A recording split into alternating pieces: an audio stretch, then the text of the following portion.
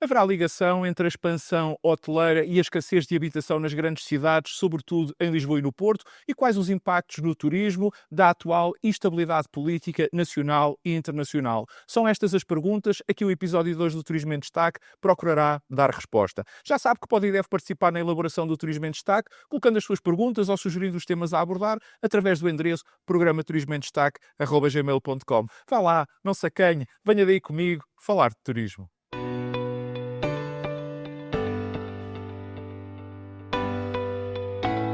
O número de projetos aprovados para a construção de novos hotéis em Lisboa e no Porto e a situação política nacional e internacional são os temas que maior preocupação têm gerado junto da comunidade turística, preocupação essa bem expressa no número de mensagens e perguntas que me têm sido remetidas para o endereço que está aqui a passar em rodapé, programa turismoemdestaque@gmail.com, e que naturalmente agradeço. Aliás, como sempre gosto de fazer, sublinho que foi justamente este o propósito que levou à criação deste endereço, para que possa colocar as suas perguntas ou sugerir os assuntos que aqui gostaria de ver tratados. Portanto, já sabe, use e abuse do endereço programa turismoemdestaque@gmail.com, porque eu estou a contar e fico à espera do seu contributo. Sem dúvida alguma que o excesso de turismo, ou se quisermos, de capacidade de carga turística, principalmente nos dois maiores centros urbanos do país, isto é, em Lisboa e no Porto, é um tema, como agora é moda dizer-se, fraturante, já que muitos são os defensores das atividades turísticas pelos benefícios que elas trazem ao país a todos os níveis, mas igualmente são cada vez mais aqueles que entendem que o turismo é cada vez mais um dos grandes responsáveis, às vezes mesmo o único até responsável pela perda de qualidade de vida das comunidades locais e, em alguns casos, até mesmo por processos de gentrificação, isto é, a transformação de bairros, sobretudo em zonas históricas, onde se substituem as classes mais pobres por outras mais endinheiradas, entenda-se, antigos por novos residentes. Ora, como bem sabem aqueles que me acompanham, e não obstante ser um defensor da atividade económica do turismo, nunca assumi essa defesa a qualquer preço nem a qualquer custo, pois entendo que, tal como na vida, tudo tem que ter e deve ter um devido equilíbrio. Por isso, constantemente sublinho que aquilo que é bom para as populações locais é igualmente bom para os turistas e vice-versa.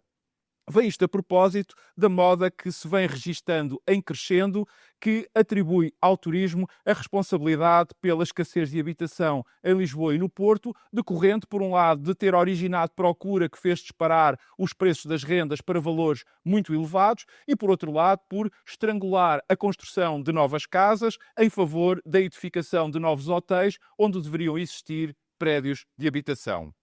Confrontada a opinião pública com esta espécie de dilema, com laivos de maricaísmo, importa não embarcar em demonizações fáceis nem em bandeiras populistas tão em voga nestes últimos tempos. Neste sentido, e porque este é um assunto de veras importante, entendo que para uma análise serena e imparcial do binómio turismo-habitação, deve ter-se em atenção 4 pontos fundamentais.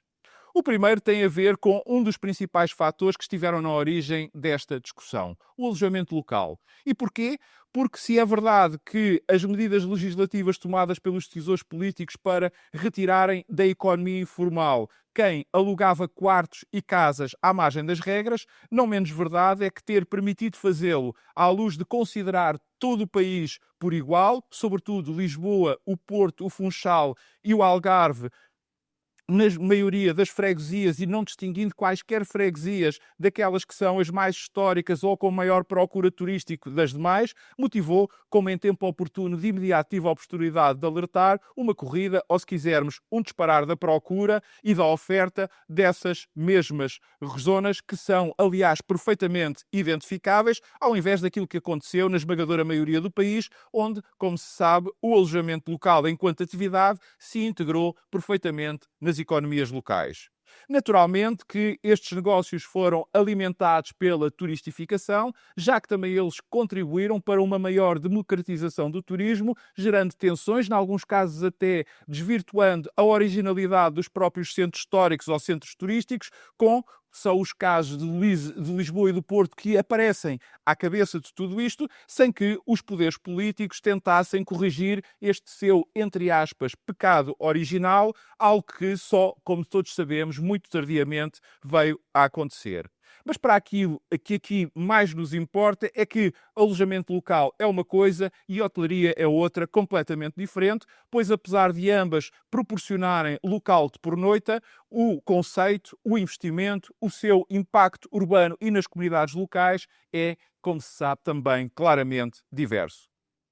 O segundo ponto a sublinhar está relacionado com o total falhanço das políticas de habitação dos sucessivos governos que, entre muitos outros aspectos, são visíveis na quase ausência de um mercado de arrendamento em Portugal, o que ano após ano atira para aquilo que se fala e para o recurso do crédito à habitação todos aqueles que precisam de uma casa. Isto provoca que quem investe procure outros meios para rentabilizar o seu investimento imobiliário, apesar de haver também cada vez menos investidores nesta área e também, por outro lado, quem procure por habitação acaba por optar pela aquisição de casa, pois o custo mensal acaba por ser semelhante, às vezes mesmo até inferior ao da própria renda. Obviamente que os responsáveis políticos acabam por apontar o dedo ao turismo, pois é mais fácil e conveniente fazer do turismo bode expiatório do que assumirem os seus erros, as suas falhas e omissões ou até mesmo, em alguns casos, as suas incompetências. E tudo isso granjeia adeptos antiturismo, faz com que se aponte o dedo à atividade e responsabilize por algo que ela não tem nem nunca teve qualquer responsabilidade, mas algo que é fácil, algo que parece bem, pois defende os nossos contra aqueles que vêm de fora e até acaba por dar votos. Para além disso também, como eu sempre digo, os turistas não votam. Em terceiro lugar, deve referir-se que, como este é um assunto fraturante, também há muito sensacionalismo em seu torno. Afirmo isto porque quando se diz que Lisboa vai ter mais 50 hotéis e o Porto mais 120, como ainda recentemente foi noticiado, dá-se a ideia que todas estas unidades estão prontas ou estão prestes a abrir, quando tal, como se sabe, não é verdade, pois muitas delas vão ficar pelo caminho devido a adiamentos sucessivos do início da sua construção, por falta de capital, por turbulência nos mercados, por oscilações da procura, por falta de capacidade de resposta do destino, etc, etc, etc. Para ilustrar o que pretendo dizer, olhe-se para aquilo que está a acontecer em Lisboa, que, como se sabe, tem um aeroporto saturado e este é a principal porta de entrada de turistas, quer na cidade, quer no país. Como ainda não se sabe ao certo quando haverá um novo aeroporto e a capacidade de carga do atual está esgotada, aquilo que acontecerá é que muitos destes projetos que já estão aprovados irão fazer um compasso de espera, pois se os turistas não tiverem como chegar, não adianta criar oferta adicional para uma procura que não existe nem se sabe quando poderá vir a existir. E, finalmente, um quarto ponto que tem a ver com a responsabilidade do turismo em tudo isto, pois uma coisa é certa. Se não for o turismo a fazer algo por si, pela sua imagem, ficará sempre à mercê dos seus detratores ou dos que, convenientemente, lhe atirarão as culpas para cima para a sua própria proteção. E, neste sentido, o turismo deve ter coragem para denunciar os erros cometidos pelos decisores políticos e, idealmente, ser proativo, evitando que os mesmos conheçam a luz do dia, ser exaustivo no sublinhar do que seria Portugal, a economia portuguesa, a vida das pessoas sem o turismo. No fundo, enfatizar que têm sido as atividades turísticas quem tem carregado às costas a economia nacional.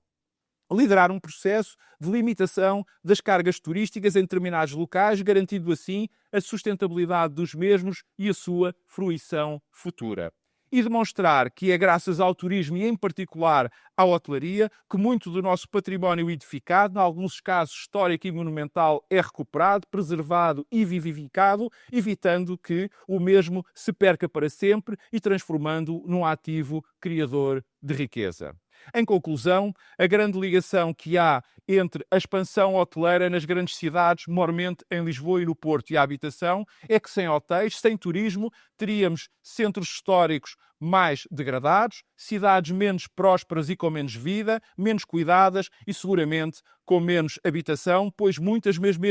dos que presentemente ainda conseguem comprar casa, fazem-no porque têm rendimentos do seu trabalho que advêm direta ou indiretamente do turismo. Tudo mais são manobras de distração, de manipulação da opinião, de incapacidade na ação, numa palavra, inconsequências.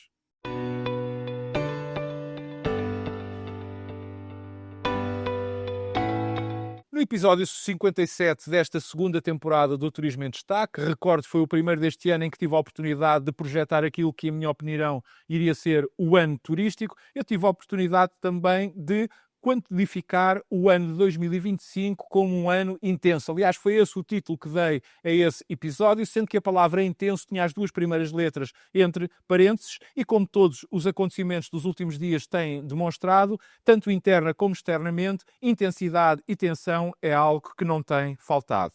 Claro está que esta sucessão de acontecimentos irá, com toda a certeza, fazer com que esta seja uma temática a que recorrentemente irei voltar, até porque ela motivará sempre fortes repercussões na atividade económica do turismo. No entanto, uma coisa pode desde já ser dita, é que a instabilidade, qualquer que ela seja, é sempre um dos grandes inimigos da economia, pois gera imprevisibilidade, desconfiança e incerteza. Tudo coisas que são a antítese das garantias que quem consome, quem produz e quem investe deseja e ambiciona. E isto é válido tanto para aquilo que se passa em Portugal como em qualquer outro país do mundo.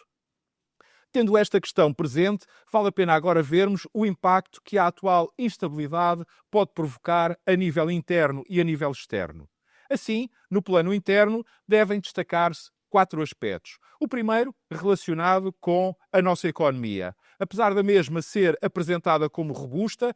o facto é que ela continua a estar muito dependente daquilo que se passa no resto do mundo e também muito baseada no turismo, o que quer dizer que quaisquer oscilações no plano internacional ou que possam afetar as atividades turísticas trarão consequências.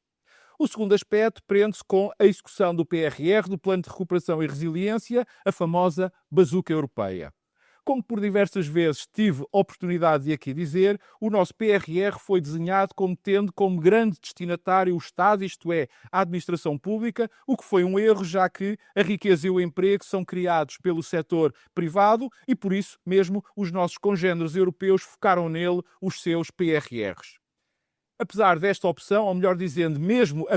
tendo esta opção como pano de fundo, os atrasos na execução do programa são notórios. Por isso, e no momento em que aquilo que seria desejável era que se acelerasse todo o processo, pois o prazo de validade deste programa termina no final do próximo ano, o compasso de espera que atualmente se verifica motivará mais atrasos, porventura irrecuperáveis, os quais terão consequências na modernização do Estado, logo na vida das pessoas e das empresas, deixando-nos ainda mais atrás e sem sabermos se teremos alguma vez mais valores desta magnitude ao nosso dispor. O terceiro tem a ver com o investimento público, pois a um PRR com deficiente execução ainda teremos de somar o adiamento de decisões sobre outros investimentos públicos que, naturalmente, também eles terão impactos diversos, sobretudo económicos. E um quarto aspecto ligado ao inevitável protelar de acontecimentos e decisões políticas que acabarão por colocar numa espécie de limbo situações tão importantes como os relacionados com o novo aeroporto de Lisboa, a privatização da TAP, o delinear ou definir de uma estratégia e de uma política para o setor da aviação nacional, as questões ligadas à ferrovia, isto para apenas citar alguns exemplos diretamente ligados ou correlacionados com o turismo. Passando agora às implicações que a instabilidade vigente provoca no plano externo, devem destacar-se 3 pontos. O primeiro tem a ver com a incerteza propriamente dita, pois isso motiva com que as pessoas tenham mais receio em viajar e, no caso de o fazerem, optem por viagens mais curtas, isto é, mais próximas do seu local de residência. Para além disso, os países que implementarem políticas protecionistas estimularão, claro está, os seus mercados internos, o que diminuirá a emissão de fluxos turísticos para o exterior. A acontecer, por exemplo, com os Estados Unidos, imagine-se as repercussões que isso não teria no turismo nacional. O segundo decorre da já apelidada Guerra das Tarifas, que vai, ou se quisermos, que já está a gerar uma enorme turbulência e que pode originar nova subida da inflação, logo também das taxas de juros, para além de impactar diretamente nas exportações. Ora, com uma Europa, ou melhor dizendo, com uma União Europeia já de si mesma com uma economia anémica, até porque os seus 2 grandes motores, a Alemanha e a França, estão a atravessar problemas nesse domínio, se as portas dos Estados Unidos da América se fecharem um pouco, isso motivará um agravar da situação com diretas consequências no poder de compra dos consumidores. E é bom termos presente que o grande suporte, a grande base do nosso turismo, do turismo nacional, está justamente na Europa, ou melhor dizendo, nos mercados europeus.